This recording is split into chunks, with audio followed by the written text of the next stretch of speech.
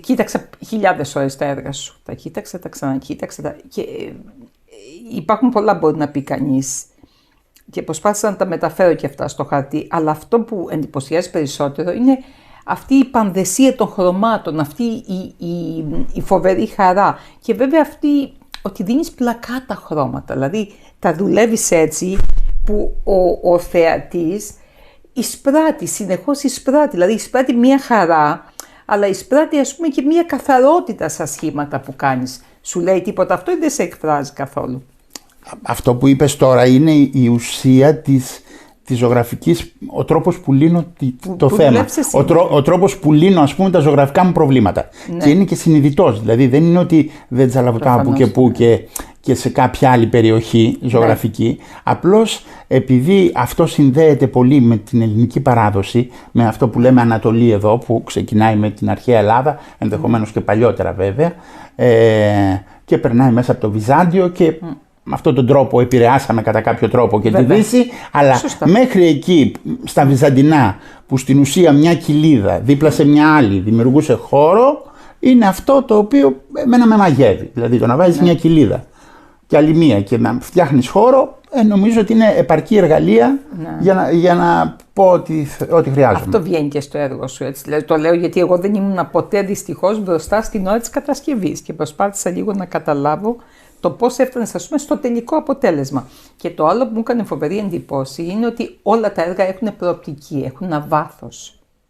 Δεν είναι, μπορεί να είναι πλακάτα τα χρώματα, αλλά τα έργα αυτά έχουν πάρα πολλά επίπεδα. Κάποια στιγμή λοιπόν, τελειώνοντας τη σχολή, αποφάσισα ότι το μοντέλο μου δεν ήθελα να είναι όπως βλέπουμε απέναντι το μοντέλο στη σχολή, μια νεκρή φύση ή έστω μια φωτογραφία που είχα τραβήξει. Ήθελα να είναι όλος ο κόσμος που με περιβάλλει. Θεωρείς και ότι αυτή η έκθεση είναι ένας ύμνος στη ζωγραφική, στην τέχνη της ζωγραφικής? Νομίζω ότι είναι το πιο σοβαρό που λέω. Δηλαδή αν βγαίνει αυτό, θεωρώ ότι είναι η κατάθεσή μου. Ότι το καταφέραμε, ναι. Όχι, ότι εγώ καταθέτω αυτό. Δηλαδή, ένα πράγμα το οποίο θα μπορούσε να έχει γίνει και ψηφιακά, θα μπορούσε να έχει γίνει με 1000 τρόπους, εγώ το ζωγραφίζω. Αυτό είναι αυτό που έχω να διατυπώσω με τη μεγαλύτερη δυνατή ευκρίνεια. Με το να το ζωγραφίζεις, να φτιάχνεις ένα τόνο, δίπλα σε έναν άλλο, ένα σχέδιο. Αυτό είναι ένα σχήμα. Ναι, αυτό είναι αυτό που λέμε. Ζεις και την ίδια στιγμή συνειδητοποιείς και τι συμβαίνει. Ναι. Και τι θα είναι αυτό το οποίο θα θέλεις να πεις? Δηλαδή πες ότι είμαστε μπροστά στην έκθεση και ήθελες να πεις μια κουβέντα για να ξεκινήσεις. Τι θα έλεγες στο κοινό εννοώ?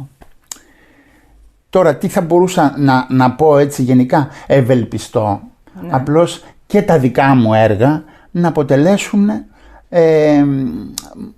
μοντέλα θέασης του κόσμου. Δηλαδή για κάποιον άλλον θεατή να είναι ένα μοντέλο που κάτι να του πει. Κωνσταντίνε μου, να μας πεις λίγο πώς τα οραματίζεσαι αυτά που θα είναι όλα μαζί και μόνα τους, ένα εκθεσιακό χώρο, μέσα στη χαρά, μέσα στο χρώμα.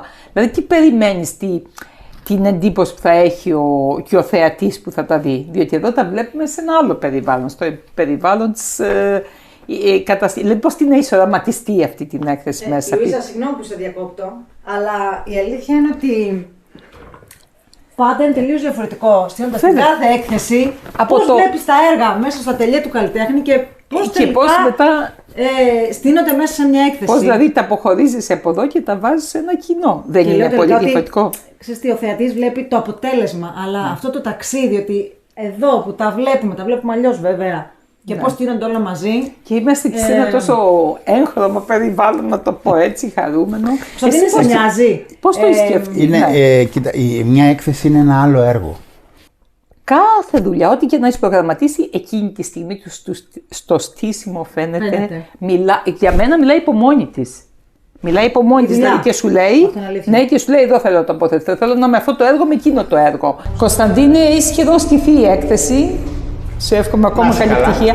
Απλώς είναι πολύ ωραίος αυτός ο συνδυασμός και ήθελα να δω τι είναι αυτό που σε επηρέασε, γιατί εμείς τα έχουμε δει όλοι και από τη Βασιλική, από την Γκαλερί Και ο Θοδωρής τα έχουμε δει στο χώρο σου, αλλά τώρα βλέπουμε μια καινούργια ανάγνωση. Ναι. Ναι, κοίταξε, αυτό που έτσι όπως ολοκλήρωσες την πρότασή σου είναι αυτό που συμβαίνει. Δηλαδή, όταν ήρθαν τα έργα στην Γκαλερί, δεν είχαν καμία σχέση με το χώρο. Και εδώ... Μέσα στο χώρο έγινε ένα καινούργιο έργο. Δηλαδή, πιο πριν δεν θα μπορούσαμε να κάνουμε καμία σκέψη, τουλάχιστον όπως λειτουργώ εγώ. Ακριβώς, πώς να μπαίνουμε. Με το που μπήκαμε εδώ μέσα, ο ίδιος ο χώρος μας οδήγησε και το ένα πήρε το άλλο δίπλα του κλπ. Έτσι κι αλλιώς έχουμε να κάνουμε με έργα που είναι αυτόνομα. Δηλαδή, ναι μεν προσαρμόσαμε τις κλίμακες και τα έργα στο χώρο και στο χρώμα και στις διαστάσεις των τύπων.